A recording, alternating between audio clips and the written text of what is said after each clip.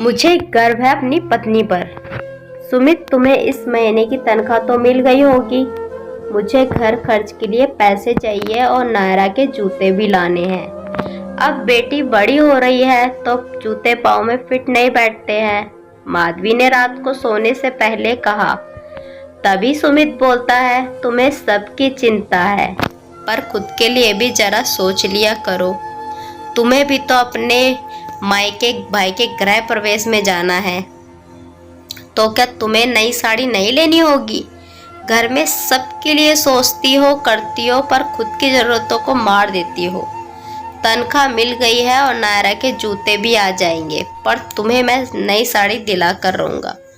नहीं सुमित, मैं नई साड़ी लेकर क्या करूँगी? शादी के समय की इतनी सारी साड़ियाँ सिल्क की रखी हैं, मैं वो पहन लूँगी। पहले उन साड़ियों को पहना ही नहीं क्योंकि ज़्यादा चलती नहीं थी। अब तो सिल्क की साड़ियाँ चल रही हैं तो मैं वो पहन लूँगी। आजकल सब पहन रहे हैं। बेकार ही पैसे पर खर्च क्यों करने? ख्वाहिशों का तो कोई अंत नहीं होता। उन पैसों से मम्मी और पापा जी की 2 महीने की दवाइयाँ आ जाएगी और तुम पर भार भी नहीं पड़ेगा।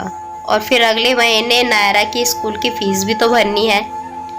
अभी बहुत सारे खर्चे हैं, संभल कर खर्चा करना होगा। माधवी की बात सुनकर सुमित बोला, हाँ तुम हमेशा सही बात करती हो, बचत की बात करती हो, खर्चे की बात तो सिर्फ मैं करता हूँ।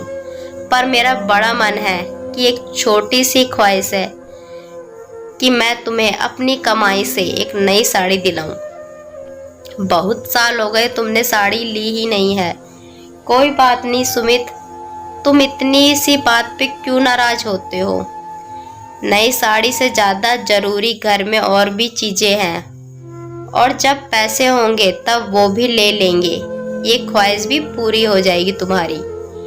माधवी ने समझाया तो सुमित ये सुनकर सो गया, पर उसकी आंखों में नींद नहीं थी।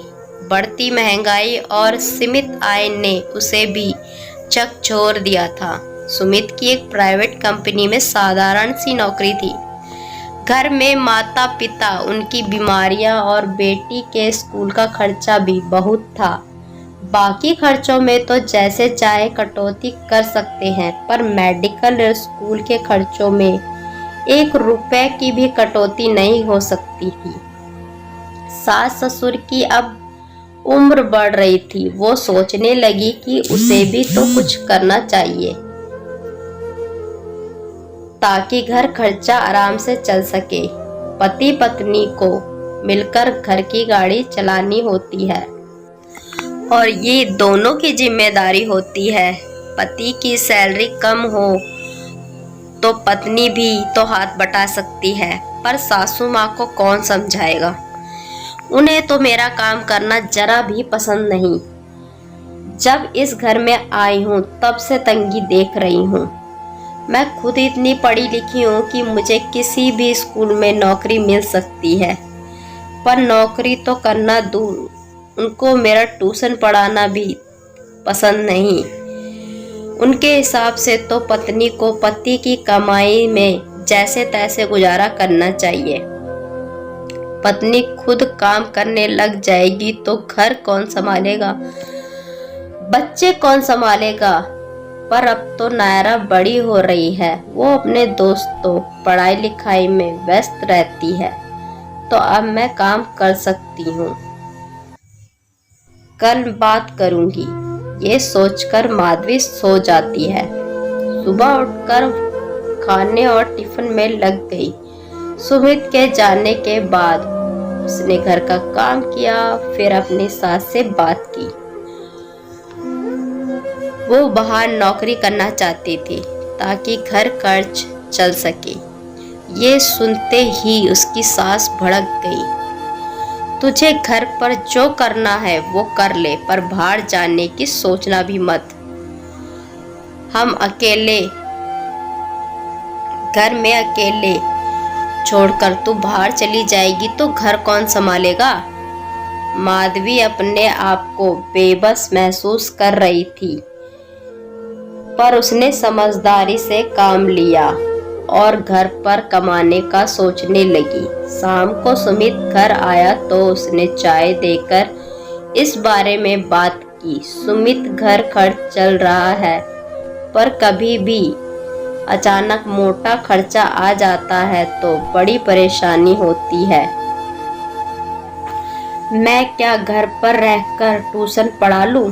ट्यूशन से अच्छी कमाई होगी और मेरे पास जो ज्ञान है वो दूसरों के काम भी आएगा।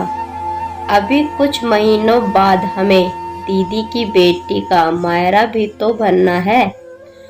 खर्चे तो ऊपर तले आ रहे हैं। सुमित सहमति दे देता है। एक दिन नायरा स्कूल से आती है और टीवी चलाती है, पर टीवी स्टार्ट नहीं होता है। तो वो कहती है, मम्मी सबके पास नया टीवी है और बड़ा टीवी है, हमारे पास ये छोटा सा टीवी है जो कभी ढंग से चलता ही नहीं।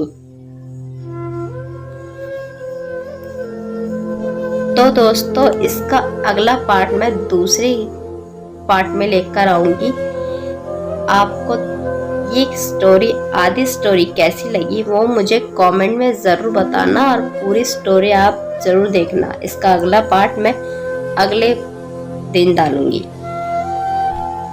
तो आप मुझे अपनी राय बताना और आपको किस तरह की कहानियाँ पसंद आती है वो भी आप मुझे बता सकते हो। तो मिलेंगे अगली स्टोरी में, इंतज़ार करते रहिएगा।